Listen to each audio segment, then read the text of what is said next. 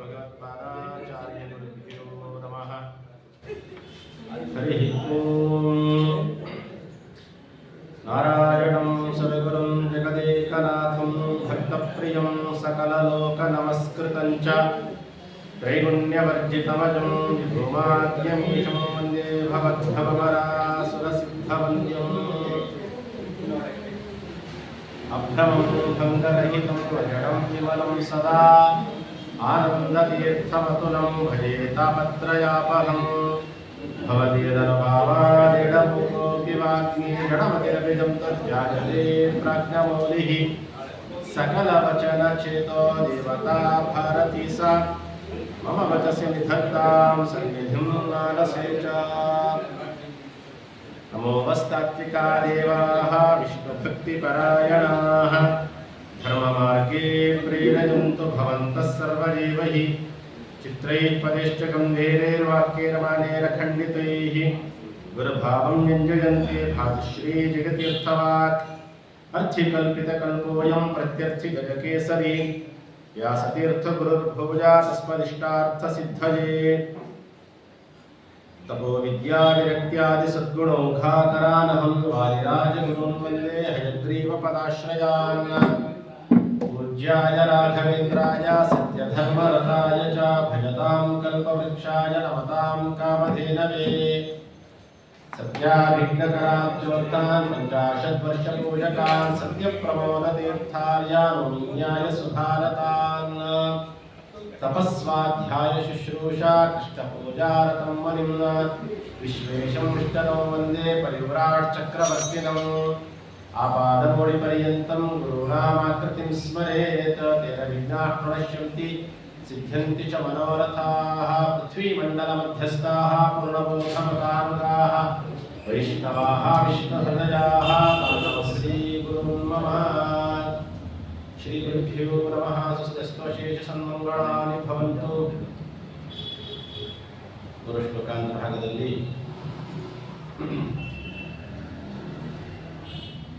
ಅನಂತಗುಣ ಪರಿಪೂರ್ಣನಾದಂತಹ ಭಗವಂತನ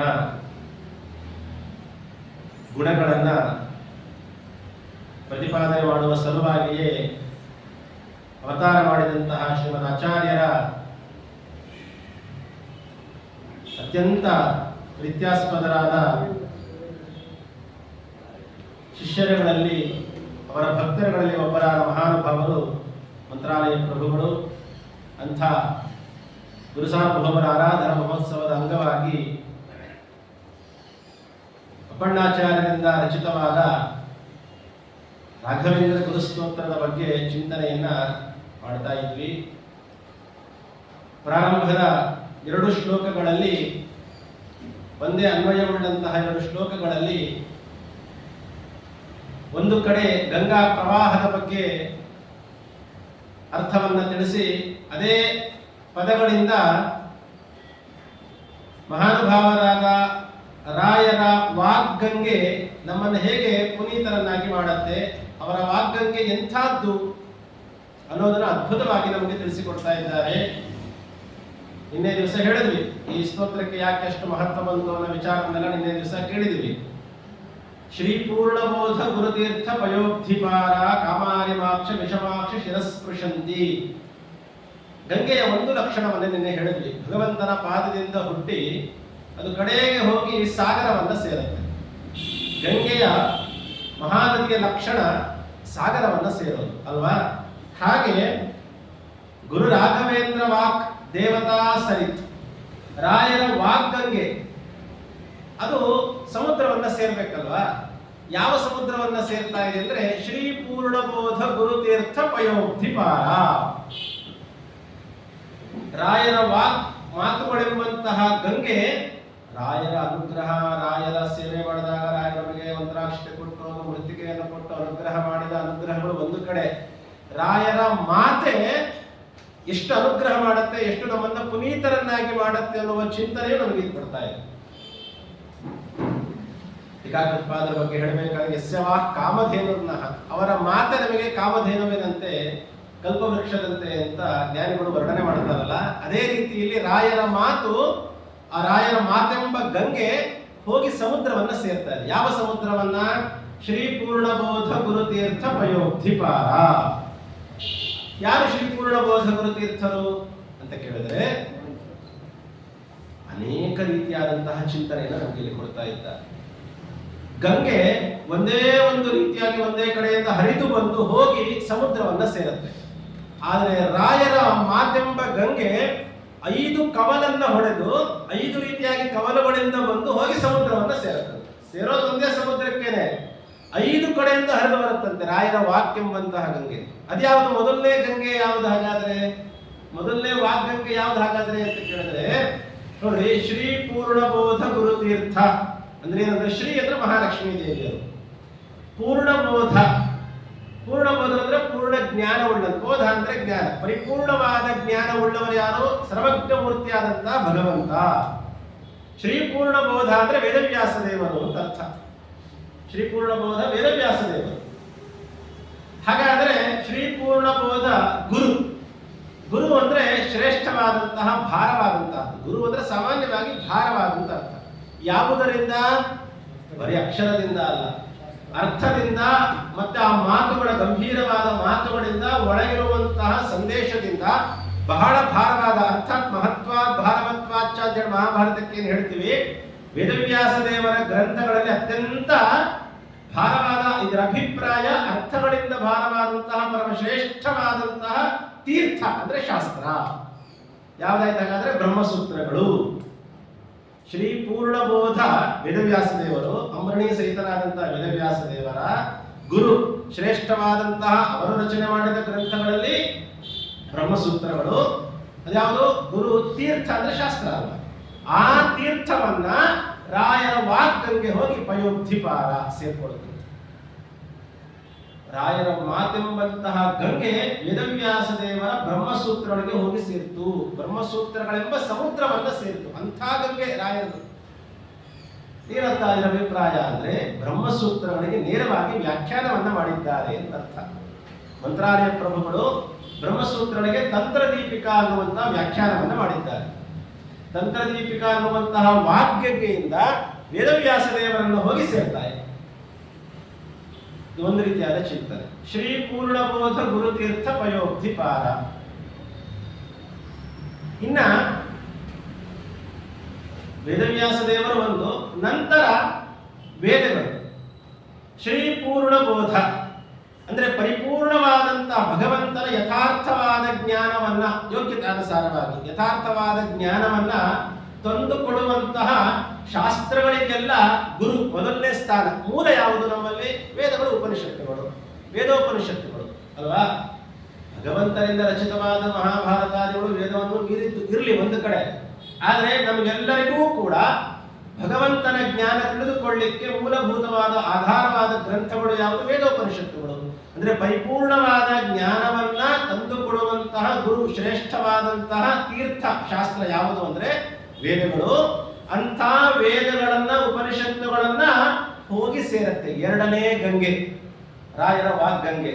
ಅದ್ಯಾವುದು ಅಂತ ಕೇಳಿದ್ರೆ ರಾಯರು ಸಾಕ್ಷಾತ್ತಾಗಿ ನೇರವಾಗಿ ಉಪನಿಷತ್ತುಗಳಿಗೆ ವೇದಗಳಿಗೆ ಅರ್ಥವನ್ನು ಬರೆದಿದ್ದಾರೆ. ಮಂತ್ರಾರ್ಥ ಮಂಜರಿ. ಅದಾದ ಮೇಲೆ ಉಪನಿಷತ್ತುಗಳೇ ಖಂಡವಾಕ್ಯಗಳನ್ನು ಮಾಡಿದ್ದಾರೆ. ದಶೋಪನಿಷತ್ತುಗಳಿಗೆ ಇವೆಲ್ಲ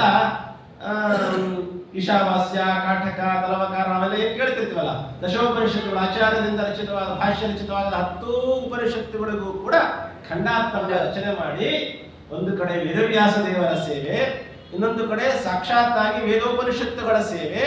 ಒಂದು ಗಂಗೆ ವೇದವ್ಯಾಸ ದೇವರೆಂಬ ಸಮುದ್ರವನ್ನ ಸೇರಿತು, ಇನ್ನೊಂದು ವೇದೋಪನಿಷತ್ತುಗಳೆಂಬ ಸಮುದ್ರವನ್ನ ಸೇರ್ತಾ ಇದೆ. ಸಮುದ್ರ ಒಂದೇ, ಝರಿಗಳು ಮಾತ್ರ ವ್ಯತ್ಯಾಸ. ಇಷ್ಟು ಚೆನ್ನಾಗಿ ಹೇಳ್ತಾರೆ. ಇದು ಎರಡನೇ ಕವಲ ಆಯಿತು. ಇನ್ನ ಶ್ರೀ ಪೂರ್ಣಬೋಧ ಗುರುತೀರ್ಥ ಪ್ರಸಿದ್ಧವಾಗಿ ನಾವೆಲ್ಲ ತಿಳಿಯುವಂತೆ ನಿಜವಾದ ಶ್ರೀ ಪೂರ್ಣಬೋಧ ಅಂದ್ರೆ ಸರ್ವಜ್ಞ ಆಚಾರ್ಯರಾದಂತಹ ಜಗದ್ಗುರುಗಳಾದಂತಹ ಶ್ರೀಮದ್ ಆನಂದ ತೀರ್ಥ ಭಗವತ್ಪಾದಾಚಾರ್ಯರು, ಸರ್ವಜ್ಞಾಚಾರ್ಯರು, ಅವರ ಗುರುತೀರ್ಥ.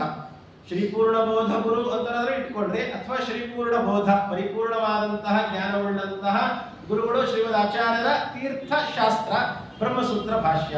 ಅಥವಾ ಶ್ರೀ ಪೂರ್ಣಬೋಧರು ಅಂದ್ರೆ ಪೂರ್ಣ ಪ್ರಜ್ಞರು ಅಂತ ಅರ್ಥ. ಅವರ ಗುರು, ಅವರ ರಚಿತವಾದ ಗ್ರಂಥಗಳಲ್ಲೇ ಪರಮಶ್ರೇಷ್ಠವಾದಂತಹ ಸೂತ್ರ ಭಾಷ್ಯ. ಆ ಸೂತ್ರ ಭಾಷ್ಯ, ಅಣುಭಾಷ್ಯ, ನ್ಯಾಯ ವಿವರಣ ಮತ್ತೆ ಅನುವ್ಯಾಖ್ಯಾನ ಅಂತೇಳಿ 4 ಬ್ರಹ್ಮಸೂತ್ರಗಳಿಗೋಸ್ಕರ ಅಂತ ರಚನೆ ಮಾಡಿದ 4 ಗ್ರಂಥಗಳು. ಆ 4 ಗ್ರಂಥಗಳಲ್ಲಿ ಅಣುಭಾಷ್ಯ ಅನ್ನುವಂತಹ ಗ್ರಂಥಕ್ಕೆ ರಾಯರು ತತ್ವಮಂಜರಿ ಎನ್ನುವಂತಹ ವಾಗ್ಗಂಗೆಯನ್ನು ಹರಿಸಿದ್ದಾರೆ. ಶ್ರೀ ಪೂರ್ಣಬೋಧ ಗುರುತೀರ್ಥ ಪಯೋಧಿಪಾರ ಆ ಸಮುದ್ರವನ್ನು ಸೇರ್ತಾ ಇದೆ. ತತ್ವಮಂಜರಿ ಅಂತ ಅಣುಭಾಷ್ಯಕ್ಕೆ ಆಕಾರದಲ್ಲಿ ಮಾತ್ರ ಚಿಕ್ಕ ಗ್ರಂಥ ಅಂತ ನಮಗನ್ಸುತ್ತೆ.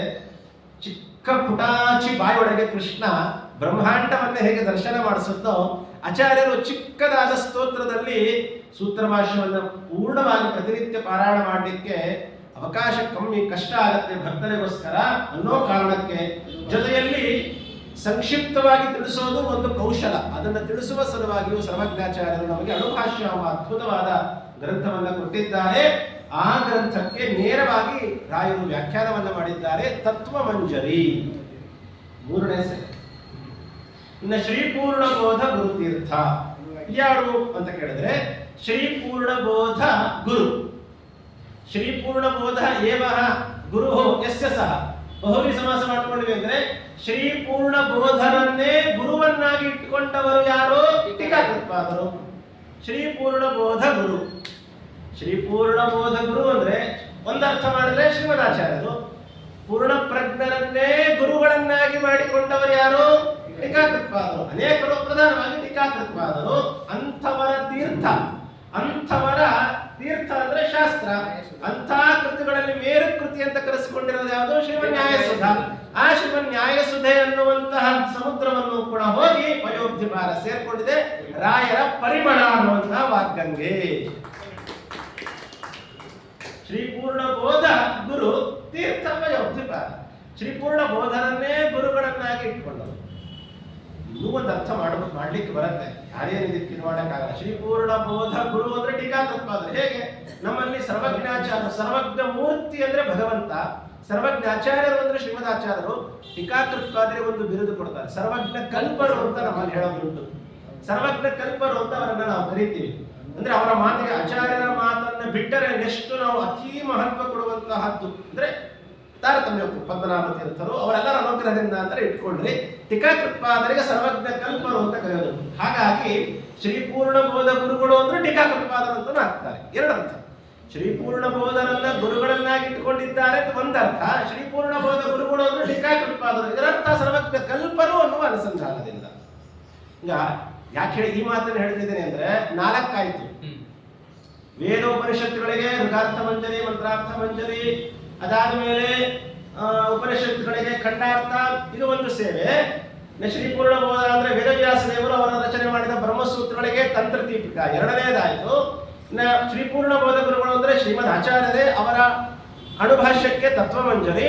ಇನ್ನು ಶ್ರೀ ಪೂರ್ಣಬೋಧರನ್ನೇ ಗುರುಗಳನ್ನಾಗಿ ಇಟ್ಟುಕೊಂಡಂತಹ ಗುರುಗಳು ಯಾರು? ಟೀಕಾಕೃತ್ಪಾದರು. ಅವರ ತೀರ್ಥ ನ್ಯಾಯಸುಧ, ಅದಕ್ಕೆ ಪರಿಮಳ. 4 ಆಯ್ತು. ಇನ್ನೊಂದು ಯಾವುದು ಅಂತ ಕೇಳಿದ್ರೆ, ಈಗ ಶ್ರೀ ಪೂರ್ಣಬೋಧ ಗುರುಗಳು ಅಂತಂದ್ರೆ ಯಾರು ಗೊತ್ತಾ? ಸರ್ವಜ್ಞ ಕಲ್ಪರಾದ ಟೀಕಾಕೃತ್ಪಾದರು, ಶ್ರೀ ಪೂರ್ಣಬೋಧರು ಅಂದ್ರೆ.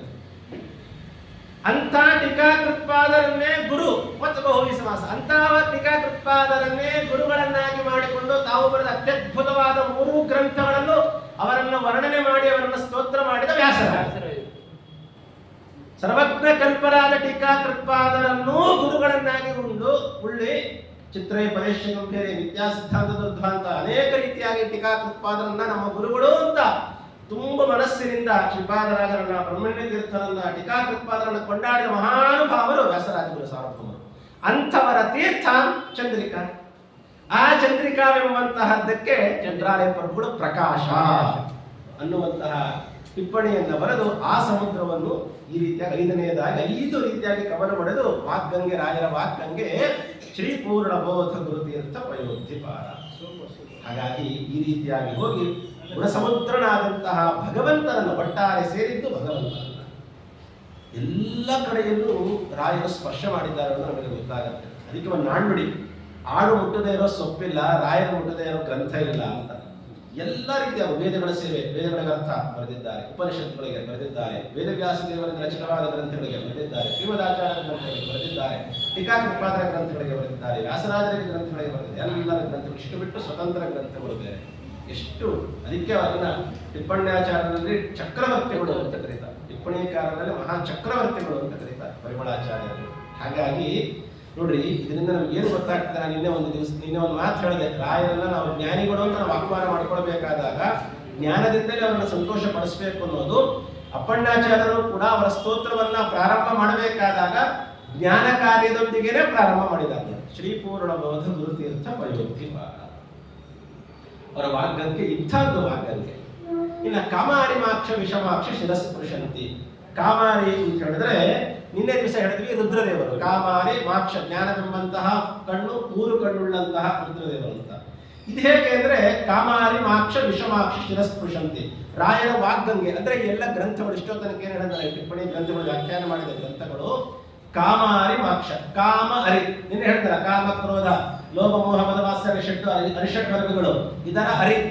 ರಾಯರ ಗ್ರಂಥಗಳನ್ನ ಅಧ್ಯಯನ ಮಾಡಿದ್ವಿ ಅಂದ್ರೆ ಆ ವಾಗ್ಗಂಗೆ ಎಲ್ಲ ಕಾಮನೆಗಳನ್ನು, ದುಷ್ಟ ಕಾಮನೆಗಳನ್ನೆಲ್ಲ ನಾಶಗೊಳಿಸಿ ಮಾಕ್ಷ ವಿಷಮಾಕ್ಷ ಜ್ಞಾನವೆಂಬಂತಹ 3ನೇ ಕಣ್ಣನ್ನ ಕೊಟ್ಟು ಒಂದರ್ಥ.